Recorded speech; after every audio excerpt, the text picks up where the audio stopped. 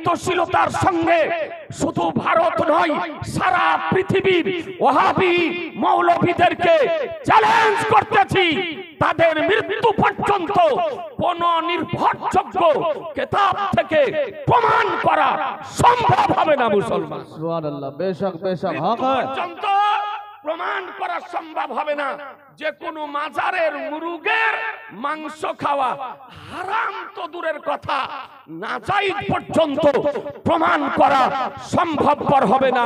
অবাস্তব কথা, যুক্তিহীন কথা, অইসলামিক কথা, শরীয়ত বিরোধী কথা, আজিজানে মুহতারাম, এই রকম অবাস্তব কথা বলে মার্কেটকে গরম করতেছে।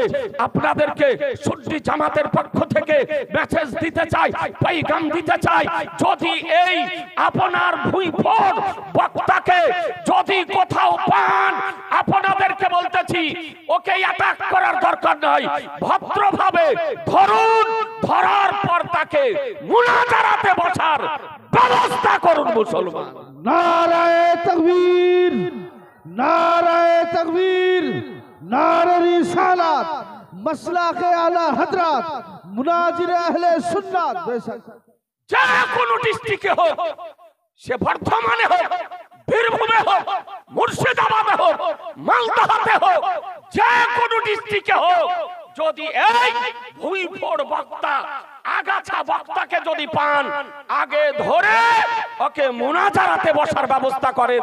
আমার ওলামায়ে আহলে সুন্নাত বিজ্ঞ ওলামায়ে কিরামদেরকে সংবাদ দিবেন, ইনশাআল্লাহ পাখির মতো উড়ে চলে যাবে। মুর্শিদাবাদ থেকে পাখির মতো উড়ে যাব তার সঙ্গে মুনাজারা করার জন্য। এবার আদারান ইসলাম আপনাদেরকে বলতে চাই যে মাজারের মুরগের মাংস খাওয়া যাবে না যাবে না। কোন আল্লাহর ওলির নামে যদি মানত মানা হয়, তো ওই মানত মানা মুরগ বা মুরগির মাংস খাওয়াটা শরীয়তে কি? ব্রাদারান ইসলাম, প্রথমে মশলাটা বলি। একটি হালাল পশু, একটি হালাল পশু যার মাংস খাওয়া হালাল, গরু, মহিষ, উট, ছাগল, ভেড়া, দুম্বা, যেগুলির মাংস খাওয়া হালাল, এই হালাল পশু জবাই করার জন্য সর্বপ্রথম শর্ত হচ্ছে মুসলমান হওয়া। কি হওয়া? একটু বুঝার চেষ্টা করেন। সর্বপ্রথম কি হওয়া? একটু জোরে কথা বলেন না। মুসলমান হওয়া, শর্ত হচ্ছে মুসলমান হওয়া।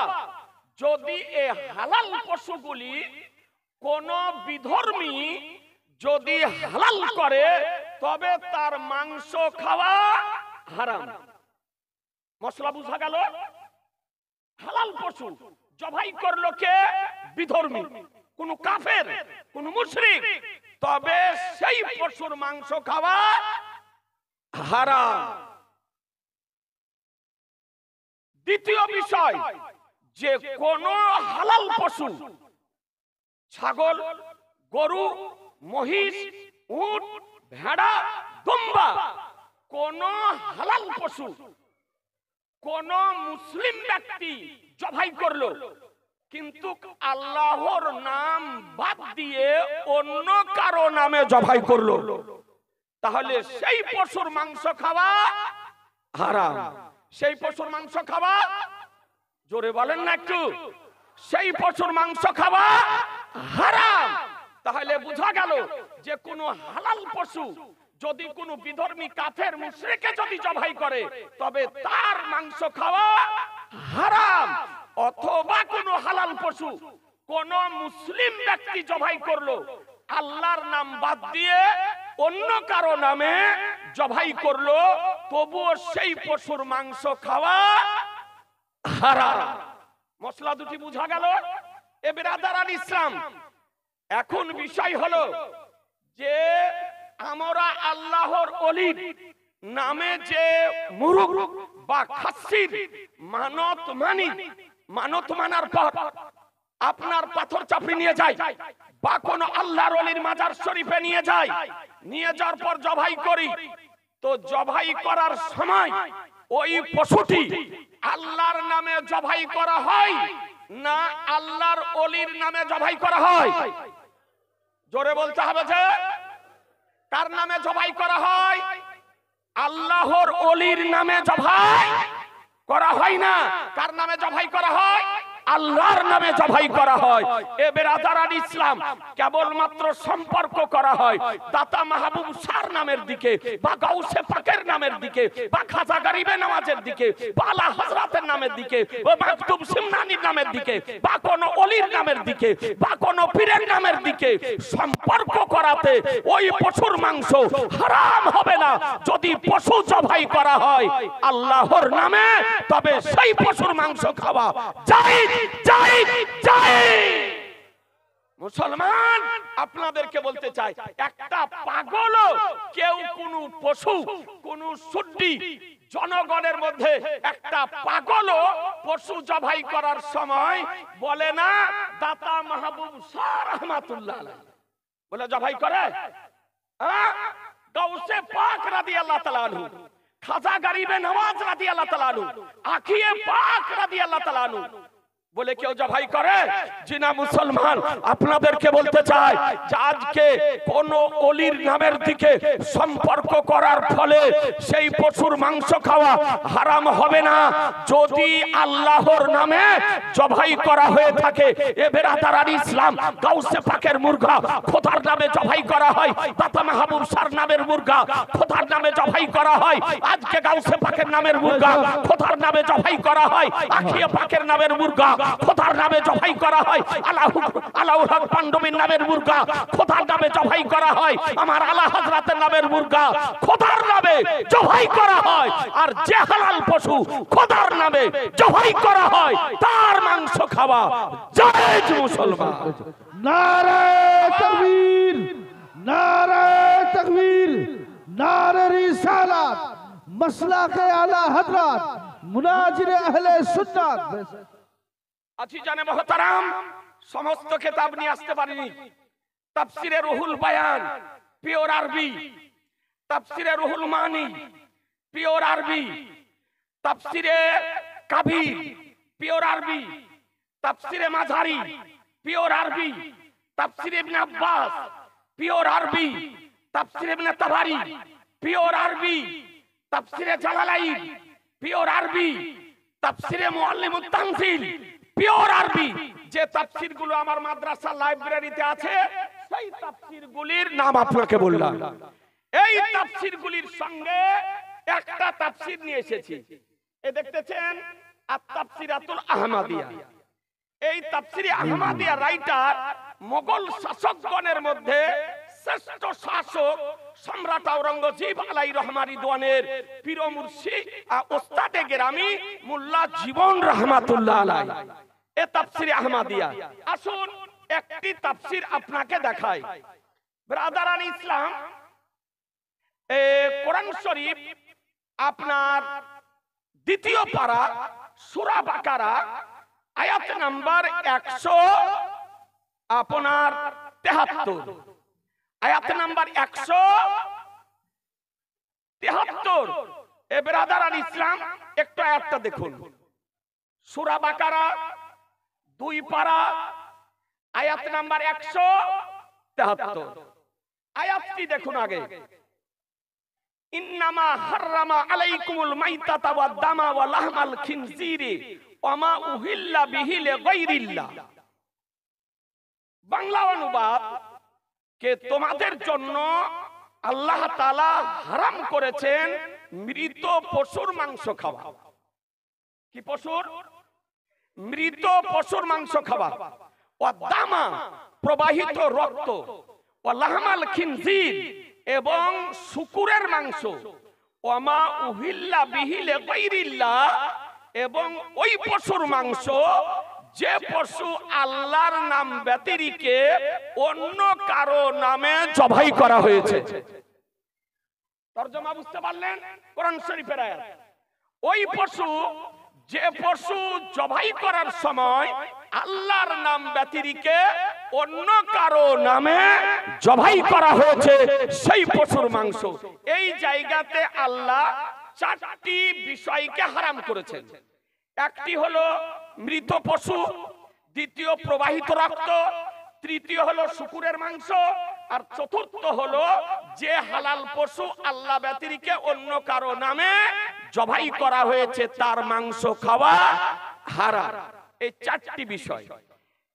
ওমা উহিল্লা বিহি লিগাইরিল্লাহ, যে আয়াতের অজুহাত দেখিয়ে, যে আয়াতের বাহানা করে আজকে ওয়াহাবি বলেন, নামাজাবি বলেন, দেওবন্দি বলেন, তাবলিগি বলেন, জামাতি বলেন, এ ওয়াহাবিদের আজকে এজেন্ট যারা, নাস্তিকদের দালাল যারা, তারা বলতেছে মাজারের মুরুগের মাংস খাওয়া হারাম। এ বেরাদার ইসলাম, এরা আয়াতের অনুবাদ বুঝেনি, আয়াতের তরজমা বুঝেনি, আয়াতের ব্যাখ্যা বুঝেনি, মুফাসসিরিনে কেরামদের উক্তিকে বুঝতে পারেনি। এই জন্য জোর করে হুজ্জতি করে শরীয়ত বিরোধী ফতোয়া দিতেছে। এই আয়াতের ব্যাখ্যা কি করতেছে দেখুন। মা ওমা উহিল্লা বিহি লিগাইরিল্লাহ মানাহু যুবিহা বিহি লিইসমি গাইরিল্লাহ, ওই পশু, যে পশু আল্লাহর নাম বাদ দিয়ে অন্য কারো নামে জবাই করা হয়েছে। দেখুন 55 পৃষ্ঠা, এ আপনার বাইরুত লেবাননের প্রিন্ট, এ আপনার তাফসিরাতুল আহমাদিয়া। ব্রাদার আল ইসলাম, ভারতের প্রিন্ট আছে, ভারতের প্রিন্ট আপনার দেওবন্দ থেকেও প্রিন্ট হয়েছে, দুই রকমের প্রিন্ট আছে। ব্রাদার আল ইসলাম একই তাফসীর করা হয়েছে যে যুবিহা বিহি লিইসমি গাইরিল্লাহ, ওই পশু, যে পশু আল্লাহর নাম বাদ দিয়ে অন্য কারো নামে জবাই করা হয়েছে, মিসলু লাত ও উজ্জা ও আসমাইল আম্বিয়া, যেমন লাত, উজ্জা এবং কোন নবীর নামে। কথা আপনি বুঝে নিলেন? সেই আইয়ামে জাহিলিয়াত, বর্বরতার যুগে লাতের নামে, উজ্জার নামে, মূর্তির নামে, প্রতিমার নামে, মন্দিরের নামে আপনার পশু জবাই করা হতো। এ বেরাদার আল ইসলাম, সেই পশুকে এখানে বোঝানো হয়েছে। আর লাত ও উজ্জার নামে যে পশু জবাই করা হলো, তার সঙ্গে পীর ওলি আউলিয়াদের তুলনা করতেছে। তারা লাতের নামে জবাই করত, উজ্জার নামে জবাই করত, দেবদেবীর নামে জবাই করত, প্রতিমার নামে জবাই করত, মন্দিরের নামে জবাই করত। আর আমরা কি করি? কোন ওলির নামে জবাই করি। জোরে বলতে হবে, আর একটু জোরে। জি না, আমরা পীরের নামে মুরুগ খাসি জবাই করি আল্লাহর নামে, জবাই করি আল্লাহর নামে। আর আল্লাহর নামে জবাই যদি করা হয় তবে তার মাংস খাওয়া হালাল না হারাম? জোরে বলতে হবে। যে কোন ভুঁড়ি মোটা, কোন এইরকম ভুইফোড়, কোন আগাছা বক্তা যদি হারাম যদি বলে তবে তার বক্তব্য শোনা যাবে? জোরে বলতে হবে, সমর্থন করা যাবে? ওর দলে যাওয়া চলবে? জিনা মুসলমান সাবধান হয়ে যান। এইরকম ভুইফোড় বক্তাদের বক্তব্য শোনা সত্যি জনগণের জন্য হারাম মুসলমান। এরপরে কি লিখতেছে দেখুন, এ বেরাদার আল ইসলাম, এরপরে লিখতেছে আমরা যে মানতটা মানি, এই মানতটা মানা জায়েজ না না জায়েজ। এরপরে লিখতেছেন দেখুন, পরিষ্কার ভাবে বর্ণনা করতেছেন যে অমিন হাওনা উলিমা আন্নাল বাকারাতাল মানজুরাতা লিল আউলিয়া। এখানে জানা গেল যে মানতের গাভী নজর মানা হয়েছে আউলিয়াদের জন্য। যে গাভী আউলিয়াদের নজর মানা মানতের গাভী, কামা হুয়া রাসমু ফি জামানিনা, যেমন আমাদের সময়কালে প্রচলিত হয়েছে। হালালুন তাইয়্যিবুন, সেটা হালাল এবং পাক মুসলমান। আল্লাহর ওলিদের নজরের গাভী, মানতের গাভী, যেটা আমাদের সময়কালে প্রচলিত হয়েছে, তার মাংস খাওয়া হালাল ও তাইয়্যিব। এ বেরাদার, তাহলে বোঝা গেল আল্লাহর ওলিদের নামের পশুর মাংস খাওয়া হালাল না হারাম? জোরে বলেন না। হালাল। তাহলে যে হারাম বলতেছে এ কোরআন ও হাদিস তাফসীরের পক্ষে কথা বললো না বিপক্ষে? বিপক্ষে কথা বললো। এ বেরাদারান ইসলাম আর কোরআন শরীফের আয়াতের যদি কোন ব্যক্তি মন গড়া ব্যাখ্যা যদি করে, তাফসীর যদি করে, তবে তার স্থান জাহান্নামে বানিয়ে দিল মুসলমান। আপনাদেরকে বলি এ বেরাদার, এ তাফসীর থেকে, তাফসীরে আহমদিয়া থেকে দিবালোকের নাই প্রমাণিত হলো মুসলমান যে আল্লাহর ওলিদের নামের পশু মাংস খাওয়া হালাল ও তাইয়্যিব। এ বেরাদার, কোন আল্লাহর ওলির দিকে সম্পর্ক করাতে যদি নাজায়েজ হয়ে যায়, হারাম হয়ে যায়, আজকে চিন্তা করে দেখুন, বাপের নামের কুরবানি, মায়ের নামের কুরবানি, দাদার নামের কুরবানি, নিচের নামের কুরবানি, নামটা উচ্চারণ করা হয়, দোয়াও করা হয়, কিন্তু জবাই করার সময় আল্লাহর নামে জবাই করা হয়। আজকে ছেলের নামে রাখি আকিকা, পোতার নামে আকিকা, নাতির নামে আকিকা, জবাই যখন করেন তখন খোদার নামে জবাই করেন। এ বেরাদার, বোঝা গেল কারো নামের দিকে সম্পর্ক করার ফলে পশুর মাংস হারাম হয় না যদি জবাই করা হয় আল্লাহর নামে। আমরা হালাল পশু জবাই করি আল্লাহর নামে। এ বেরাদারান ইসলাম, সুতরাং আপনাদেরকে বলি যে এই রকম ভুইফোঁড়দের বক্তব্যতে কর্ণপাত করবেন না, আর আমাদেরকেও মোবাইলে এই রকম প্রশ্ন করবেন না।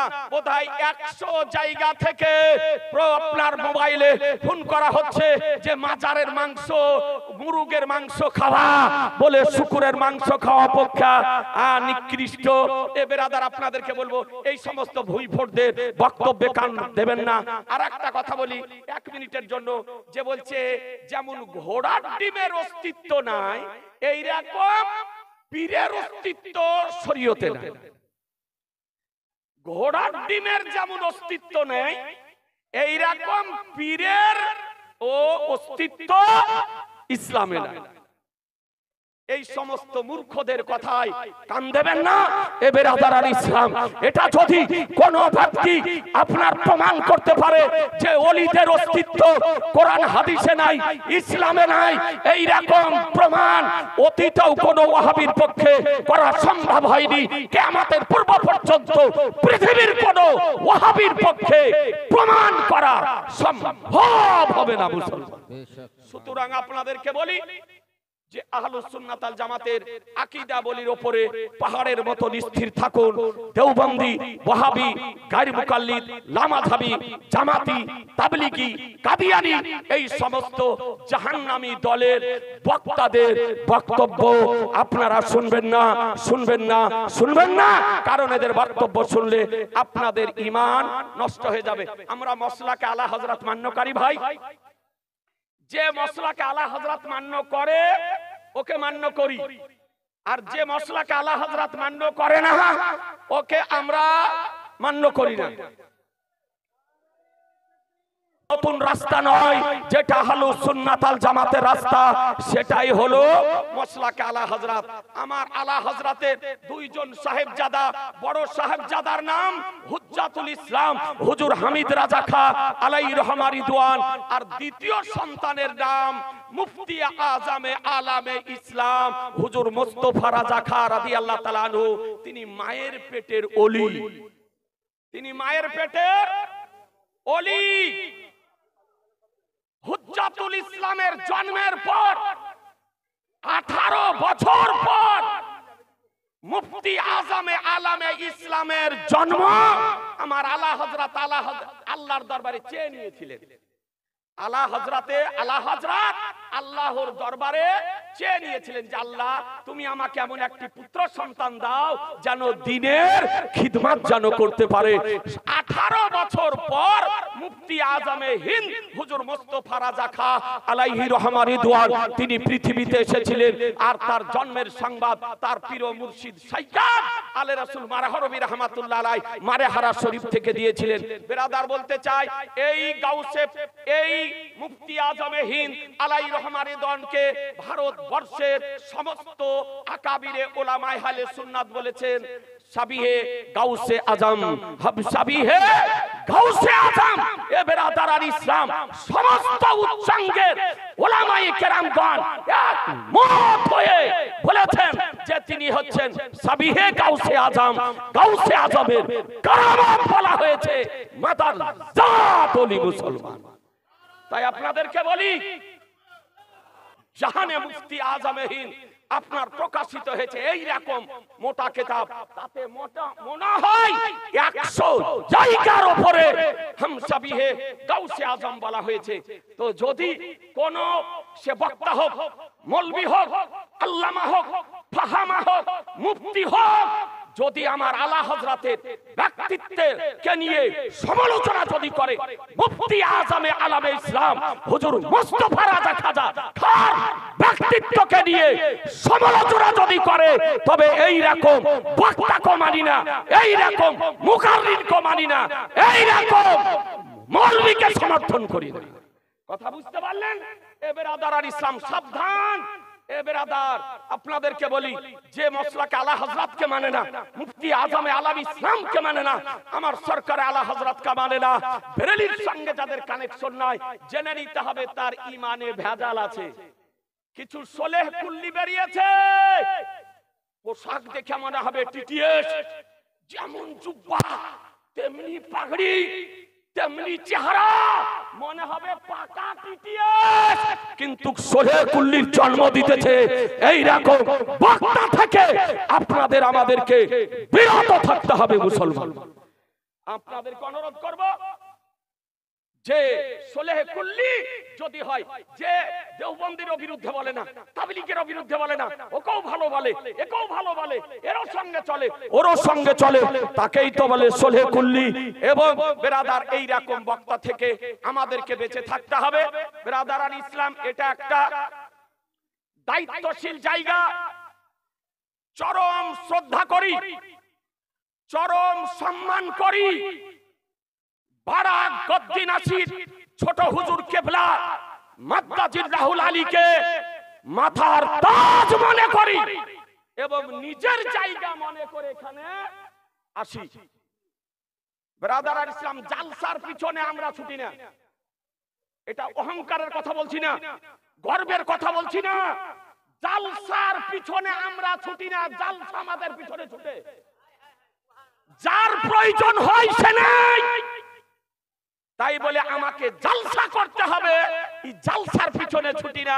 আপনাদেরকে বলবো, মসলাকে আলা হযরতের উপরে কায়েম থাকুন। যে মসলাকে আলা হযরতকে মানে না, আমার আলা হযরতকে মানে না, বেরেলিকে মারকাজ মানে না, এই রকম মুকাররির, এই রকম বক্তা, এই রকম মৌলবি, এই রকম আল্লামাকে আমরা মানি না। কথা বুঝতে পারলেন? আমি বারা গদ্দি নাসিরে ছোট হুজুর কেবলার 2 কদম ধরে অনুরোধ করব, হুজুর আপনার এই জায়গা দায়িত্বশীল জায়গা, সুতরাং কোন বক্তাকে আনার পূর্বে মুআদ্দাবানা গুজারিশ, কদম ধরে বলতেছি, চিন্তা ভাবনা করে আনবেন। যাকে নিয়ে আসবেন সে যেন বিতর্কিত ব্যক্তি না হয়, বিতর্কিত ব্যক্তি যেন না হয়, মসলাকে আলা হযরতের খেলাফ যেন না হয়, আমার আলা হযরতের খেলাফ যেন না হয়, কারণ জবাব আমাদেরকে দিতে হবে। সন্ধ্যা থেকে কমবেশ 100টা ফোন আসলো, বেরেলি শরীফ থেকে ফোন আসছে আমার কাছে। আমি হুজুরের কদম ধরে মুআদ্দাবানা আদব সহকারে আমি গুজারিশ করতেছি, হুজুর এবছর যা হয়েছে হয়েছে, আগামী বছর থেকে কোন বক্তাকে আনার পূর্বে যাচাই বাছাই করে নেবেন, তারপরে নিয়ে আসবেন। সে যেন বিতর্কিত ব্যক্তি না হয়, বেরেলি বিরোধী যেন না হয়, মসলাকে আলা হযরত বিরোধী যেন না হয়। এই মুআদ্দাবানা গুজারিশ রেখে আমার আলোচনার সমাপ্তি ঘোষণা করছি। কোরআন হাদিস যেখানে, জোরে বলতে হবে, বিরিয়ানি খেতে পাবেন। কোরআন হাদিস যেখানে, কোরআন হাদিস যেখানে, ইজমা কিয়াস যেখানে, মিলাদ ক্যাম্প যেখানে, দরুদ সালাম যেখানে, পীর ওলি আউলিয়া যেখানে, ফরুজ ফাতেহা যেখানে, নারায়ে তাকবীর, नाराए रिसालत, मसला के आला हजरत, मसला के आला हजरत, हम सभी आजम, मुफ्ती आजम, सभी आजम, सभी गौसे आजम, मुफ्ती आजम, नाराए तकबीर, बड़ा खानका शरीफ, बड़ा गद्दी नसीन छोटो हुजूर कबला जिंदाबाद सुबहानाल्लाह। আমরা মনে করি এটা আমাদের মসলা কে আলা হযরত প্রচার করার এক নম্বর জায়গা। জি, এটা আমরা মনে করি। আল্লাহ যেন হুজুরকে হায়াত দারাজ করেন আর দিনী খিদমত করার তৌফিক দান করেন। আমরা যেন সুন্নি জামাতের উপরে কায়েম থাকতে পারি, সুন্নি আহলুস সুন্নাত ওয়াল জামাতের উপরে, মসলাক আলা হযরতের উপরে পাহাড়ের মতো স্থির থাকবেন। দুই হাত তুলে বলুন ইনশাআল্লাহ, দুই হাত তুলে বলুন ইনশাআল্লাহ। ওয়াহাবি, ফারাজি, লামাযাবি, গায়র মুকাল্লিদ, তাবলিগি, জামাতি, কাদিয়ানি, রাফেজি, শিয়া, খারেজি এই সমস্ত জাহান্নামী দল থেকে নিজেরা বাঁচুন, দেশকে বাঁচান, সমাজকে বাঁচান, এলাকাকে বাঁচান, গ্রামকে বাঁচান, মসজিদকে বাঁচান, নিজের পরিবার বর্গকে বাঁচান। বলুন ইনশাআল্লাহ। ব্রাদার আল ইসলাম হুজুর উমরা শরীফে যাবে এই ফেব্রুয়ারিতে না জানুয়ারিতে? ফেব্রুয়ারিতে। একটা বার্তা দিয়ে দি, হুজুর উমরাতে যাবেন, উমরা জিয়ারতে যাবেন। যদি কোনো ভাই হুজুরের সঙ্গে উমরা জিয়ারতে যদি যেতে চান, আমার নবী রওজা শরীফ জিয়ারত করতে, আপনি যোগাযোগ হুজুরের সঙ্গে করে নেবেন। এ বেরাদারানে আর সাহেব নিয়ে যেতেছে আমার হাফিজ মাওলানা নূর ইসলাম কয়থা নলহাটি, নেতৃত্বে আছে হাফেজ বেলাল, আর কাজ করতেছে কইগো মাওলানা নূর ইসলাম। এ দেখেন নূর ইসলাম হুজুরকে নিয়ে যেতেছেন, আমাকে নিয়ে গিয়েছিল। ভাই যা পরিষেবা দেব বলেছিল তার চাইতে অনেক গুণে বেশি পরিষেবা দিয়েছে। হুজুর যাচ্ছেন, কেউ যদি যাব মনে করেন উমরাতে, নবী পাকের রওজা শরীফ জিয়ারতে, হুজুরের সঙ্গে যোগাযোগ করে হুজুরের সঙ্গে একবার জিয়ারত করে আসবেন। আসসালামু আলাইকুম। इस तकरीर को ज़्यादा से ज़्यादा अपने दोस्तों के साथ शेयर करें, और आप नए हो तो हमारे चैनल आँखें नेटवर्क को सब्सक्राइब करें, और भी बहुत सारे तकरीर, किरात, मनकबत, नात शरीफ पाने के लिए हमारे चैनल को सब्सक्राइब करें।